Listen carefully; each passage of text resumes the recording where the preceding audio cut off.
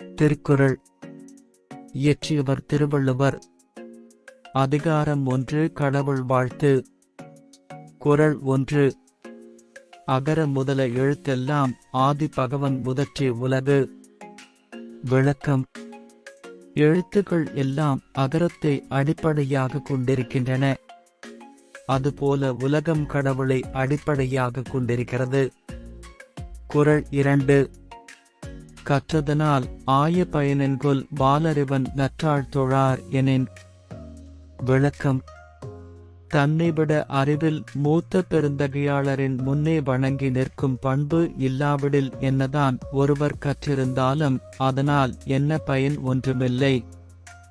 குறள் 3. மலர்மிசை ஏகினான் மானடி சேர்ந்தார் நிலமிசை நீடு வாழ்வார். விளக்கம். கடவுளின் பாதங்களை வணங்குவோர் இந்த உலகில் நீண்ட நாள் நல்ல வாழ்வு வாழ்வார்கள். குறள் 4. வேண்டுதல் வேண்டாமை இலானடி சேர்ந்தார்க்கு யாண்டும் இடம்பை இல. விளக்கம். எதிலும் விருப்பு வெறுப்பு இல்லாத கடவுளின் திருவடிகளை மனதால் எப்போதும் நினைப்பவருக்கு உலகத் துன்பம் ஒருபோதும் இல்லை. குறள் 5. இருள்சேர் இருவனையும் சேரா இறைவன் பொருள்சேர் புகழ் புரிந்தார் மாட்டு. விளக்கம். இறைவன் என்பதற்குரிய பொருளை புரிந்து கொண்டு புகழ் பெற விரும்புகிறவர்கள் நன்மை தீமைகளை ஒரே அளவில் எதிர்கொள்வார்கள். குறள் 6. பொறிவாயில் ஐந்தவித்தான் பொய்திர் ஒழுக்க நெறி நின்றார் நீடு வாழ்வார். விளக்கம். மெய், வாய், கண், மூக்கு, செவி எனும் ஐம்பொறிகளையும் கட்டுப்படுத்திய தூயவனின் உண்மையான ஒழுக்கமுடைய நெறியை பின்பற்றி நிற்பவர்களின் புகழ்வாழ்வு நிலையானதாக அமையும். குறள் 7.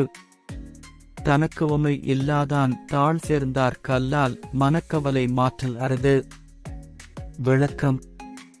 தனக்கு இணையில்லாத கடவுளின் திருவடிகளைச் சேர்ந்தவர்க்கே அன்றி மற்றவர்களுக்கு மனக்கவலையை போக்குவது கடினம்.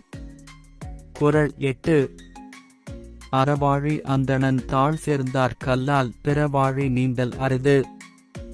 விளக்கம். அறக்கடலான கடவுளின் திருவடிகளை சேர்ந்தவரே அல்லாமல் மற்றவர் பிறவியாகிய கடலை நீந்திக் கடப்பது கடினம். குறள் 9.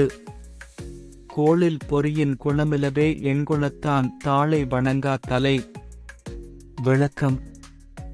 எண்ணும் நல்ல குணங்களுக்கு எல்லாம் இருப்பிடமான கடவுளின் திருவடிகளை வணங்காத தலைகள் புலன்கள் இல்லாத பொறிகள் போல இருந்தும் பயன் இல்லாதவையே.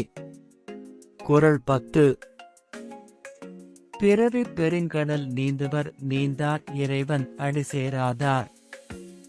விளக்கம்.